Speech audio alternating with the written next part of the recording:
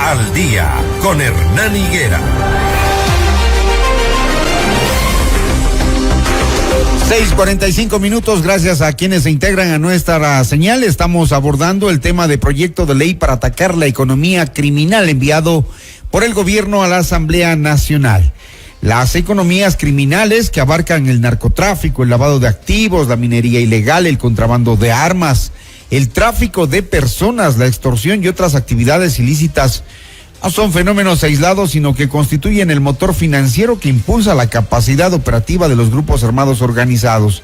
Los ingentes recursos que esto les genera les permiten adquirir armamento sofisticado, reclutar y mantener a sus miembros, sobornar funcionarios, lavar activos, condicionar las operaciones económicas cotidianas de los ciudadanos e intentar ejercer un control territorial con el fin de desafiar a la autoridad del Estado. Ese es uno de los argumentos que utiliza el presidente Noboa en el envío del proyecto de ley. Aunque desde varios sectores se reconoce que la iniciativa del Ejecutivo por cambiar las economías criminales es necesaria para combatir la inseguridad, otros expertos alertan de problemas jurídicos y constitucionales. Por eso invitamos siempre a los expertos, a los analistas, a los que saben y profundizan en la materia, y una de ellas es Marcela Estrella, abogada penalista, a quien la hemos invitado para pedirle, Marcela, que nos ayude a entender qué implica el proyecto remitido por el presidente Noboa con el carácter de urgencia en materia económica para atacar la economía criminal. ¿Qué implica todo esto? Buenos días. Hola Hernán, buenos días y muchísimas gracias por la invitación. Un saludo muy cordial también a quienes nos acompañan a esta hora de la mañana. Un excelente inicio de semana también. Gracias. Bienvenido. Yo creo que estoy lejos de ser experta. Realmente todos los días trato de profundizar en aquellos temas que son de mi interés académico, de mi interés profesional. Y sí veo con muchísima preocupación desde mi experiencia el planteamiento de algunas cuestiones que trato de rescatar desde ese sentido puro que comparto con el presidente. Es decir, yo creo que nadie, ningún ecuatoriano sensato a estas alturas del partido, por decirlo así, estaría en contra de fomentar el fortalecimiento institucional, el fortalecimiento jurídico que permita, digamos, viabilizar una lucha efectiva en contra del crimen organizado. Sin embargo, y tú decías al finalizar una entrevista anterior que los ciudadanos de bien no deberían estar preocupados. Ajá. Más allá de ser ciudadano no de bien, con ser un buen ser humano, cumplir en aspectos básicos como tender tu cama al despertarte o no mentirle al Estado en las declaraciones de tus impuestos, creo que esto trasciende más allá de ser un ciudadano de bien y por supuesto que debería preocuparnos a todos. Yo vengo de una clase media, trato de perfilarme como académica porque es lo que me gusta, pero por supuesto que veo con preocupación desde mi vivencia como ciudadana el planteamiento de una norma que eventualmente, y voy a citar a uno de mis penalistas favoritos, quizá uno de los más radicales en cuanto a teorías de derecho penal del enemigo, pero es que no puede ser el derecho penal en un sentido estricto quien abandere eventualmente luchas en base a las cuales se abandonen principios fundamentales del derecho penal, la legalidad, la proporcionalidad, la culpabilidad. Y aun cuando quizá yo pueda simpatizar con esta idea de normativizar un derecho penal funcional moderado, siento que este proyecto no termina de cumplir con criterios mínimos de coherencia normativa, de legalidad constitucional, ni de garantías de derechos humanos. Rescato algunas cosas, por supuesto, pero creo que en la práctica esta va a ser una ley contradictoria que pretende además invocar principios del derecho internacional humanitario para proteger a la población civil a costa de habilitar un aparataje legal de excepción continua y discrecional, plagado de riesgos históricos ya conocidos. Y a mí no me canso yo de referir esto porque es una vivencia además personal. Mi abuelo fue chileno, periodista, durante la dictadura de Augusto Pinochet, tuvo que huir de su país, nunca pudo regresar, murió hace un año, y me alegra que eventualmente ya no tenga que convivir con este tipo de planteamientos porque no debemos olvidarnos regímenes en los que eventualmente también quiso frenarse el avance de grupos que en su momento fueron catalogados como terroristas. Sendero Luminoso en Perú, en Chile hubo diferentes escenarios, desaparecieron periodistas, desaparecieron estudiantes, desaparecieron agremiados de agrupaciones civiles que protestaban, desaparecieron jueces, so pena de luchar, digamos, en contra de un enemigo que se hacía visible. Yo creo que en nuestro medio, por supuesto que el crimen organizado es visible, se siente, se palpa todos los días, pero incluso desde el planteamiento narrativo de los antecedentes del proyecto de ley, yo no sé si es que, con todo respeto, el señor presidente siente o se siente respetado por quien redactó este documento, porque yo estoy segura que no fue él. Pero qué tipo de chamán. Pero ¿por qué le hace, por ejemplo, en qué sentido, en qué parte de la narrativa se puede entender esto que usted nos dice? Sí, a mí me hubiera gustado, por ejemplo, que exista una profundización estadística. No es que se está desconociendo lo crítico de nuestro conflicto interno, que, por cierto, por parte de la Corte Constitucional ya quedó claro, digamos, los parámetros en cuanto a la aplicación y cómo debía considerarse y tratarse esta figura, ¿no? Pero yo siento, por ejemplo, riesgo en contextos específicamente represivos. Siento que podría estarse incluyendo a colectivos sociales, como digo. No siento que haya una especificación excesivamente técnica en el preámbulo de la norma. Y más allá de que sí te da cabida a un preámbulo, no siento que abarca una justificación lógica entre el antecedente narrativo de la norma, los justificandos, el texto mismo y el título de la norma. O sea, yo creo que hay una discordancia completa. Siento que hay un interés de reconocer por un lado el conflicto, pero maquillarlo de una manera muy sutil. Siento que no hay suficientes estadísticas, siento que no hay suficiente información como para poder apoyar el hecho de que quiera sentarse, digamos, en una norma, la búsqueda de algún enemigo ya en términos de funcionalismo quizá. Claro.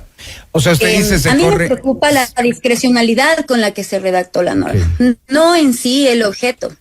Yo no es que esté en desacuerdo con eliminar al enemigo en términos preventivos, en términos de depuración institucional, incluso se habla de fomentos tributarios para quienes hagan donaciones a los militares y policías, que sí, bueno, más allá de los análisis, creo que con una buena regulación podría servir, siempre que se cumplan las especificaciones técnicas de las donaciones, porque no podemos exponer a los militares y policías.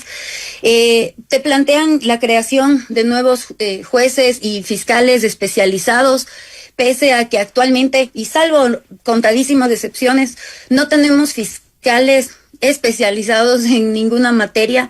La rotación administrativa de los diferentes fiscales desestabiliza por completo el enfoque investigativo que actualmente pueda manejar la institución.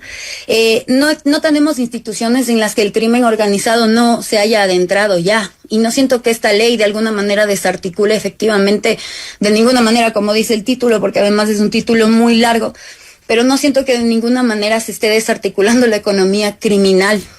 No se está proponiendo la depuración institucional. ¿Qué debería decir para que efectivamente se afecte a la economía criminal?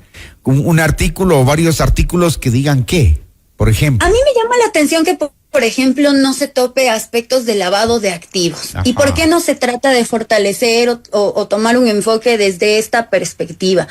Desde el fortalecimiento de los procesos judiciales, el seguimiento de las actuaciones fiscales, el fortalecimiento de las actuaciones policiales, porque, ojo, no es que los policías y los militares eventualmente no merezcan todo nuestro respaldo, y por supuesto que el presupuesto que necesiten para poder combatir a un crimen organizado que además tiene un financiamiento ilimitado, que ha podido financiar movimientos políticos que se han incrustado décadas en nuestro sistema y que quizá han contribuido también a la decadencia que actualmente enfrentamos. Pero no siento que la solución sea tratar de maquillar operativos que van a legalizar violaciones de derechos humanos abiertos. No estoy deseándole esto al gobierno para nada. Siento que el análisis de esta ley podría reencaminar eventualmente el texto, el enfoque. No hemos hablado de la recuperación de capitales, por el contrario, se habla de la utilización inmediata de armas. Este es un tema que ya se lo había topado en su momento, pero sigue la duda en cuanto a la utilización de ese armamento, por ejemplo, que no será saneado, sino que será utilizado inmediatamente por la policía, independientemente de si un sicario... Y eso no es tan fácil, ¿no? Y eso no es tan fácil, tan así. No, no es tan fácil. Y el problema es que yo como ciudadana me siento, ya no sé si indignada, si preocupada, si decepcionada, porque no es un tema que deberían tomárselo a la ligera, y este proyecto normativo a mí me parece que sí. Y entonces sí, tú me dices tal vez en términos de... porque la ley debe ser para todos, todos debemos entender la norma, pero en la exposición de motivos, realmente yo no siento que se pueda rescatar un espíritu normativo tendiente a precautelar la desarticulación económica en términos de criminales, ¿no? Te hablan incluso, y el cierre, porque es como que prepararan un pastel y parece la receta de un pastel al que le ponen la cereza al final. Te hablan de una manera tan romántica del retorno al estado de paz que genera incluso confusión teórica. Yo no quiero romantizar el conflicto gravísimo que estamos teniendo en este momento, la crisis de inseguridad que escala cifras diarias. Creo que tenemos un récord histórico en cuanto a muertes diarias en lo que va del año. Esto comparado con años anteriores y en la región, o sea, realmente es escandaloso. Y por supuesto decía, nadie en un sentido lógico va a estar en contra de estos planteamientos, pero a mí sí me preocupa, me genera muchísima duda la inseguridad jurídica que eventualmente podría, o la inseguridad procesal que podría darse para operadores de justicia, policiales, fiscales y jueces, porque no sabemos qué clase de protocolos ni salvaguardas van a tener que analizar, digamos, esto posterior al tipo de operativos en los que incursionen los militares y policías que no reciben la capacitación suficiente para utilizar el uso progresivo de la fuerza, peor este tipo de, digamos, legitimidad que pretendería dárseles. Siento que puede haber un contexto represivo que podría, y voy a ser muy insistente, incluir colectivos u organizaciones, sindicatos, disidentes políticos, y yo no soy afín. Podría írseles de las manos, dice usted, si no hay una verdadera, una racional discusión, una reformatoria de la narrativa o los objetivos de la ley. ¿Mal planteado todo? No siento que esté demasiadamente mal planteado, pero yo creo que un asambleísta sensato que eventualmente haya leído temas básicos de proceso penal, que esté familiarizado con estadísticas, que esté en permanente contacto con observatorios, que conozca cómo es el manejo de los diferentes operativos, cómo se judicializa eventualmente todo esto, pues va a tener alertas desde el inicio, ¿no? Entonces no es mi afán atacar, obviamente que claro. Siento que el presidente podría haber llamado, o podrían todavía desde la asamblea el tratamiento que se le dé, rescatar algunas cosas, pero por supuesto que falta darle un sentido de legalidad importante, profundizar por supuesto en algunos aspectos que quedan completamente a discrecionalidad presidencial, y eso también me parece un poco riesgoso. Veamos cómo se discute, veamos cómo se discute y cómo entra este proyecto. Es el primero que pone a prueba de fuego en realidad a la mayoría del oficialismo. Sí hay que leer bien las narrativas, como nos recomienda Marcela, porque claro, hay algún momento en que también al gobierno se le puede ir la mano, ¿no? Sí, y yo, bueno, trato de ser buena persona todos los días, Hernán. No tengo miedo de que me llamen, no tengo miedo de nada, yo cumplo con todo, me porto bien siempre, aun cuando Diosito no me ve, si es que existe Diosito. Pero a mí sí me preocupa que se menoscaben derechos, principios, garantías, que nuestro Estado de Derecho tenga un coqueteo abierto con procedimientos que son abiertamente arbitrarios y podrían desencadenar en daños irreversibles. Marcela, muchísimas gracias. Abogada penalista, proyecto de ley para atacar la economía criminal, las implicaciones. Cuando entre al debate, seguramente entrarán algunos temas pormenorizados de lo que nos acaba de alertar Marcela Estrella. Muchísimas gracias, Marcela. Muy gentil, buen día. Gracias, Hernando, un abrazo.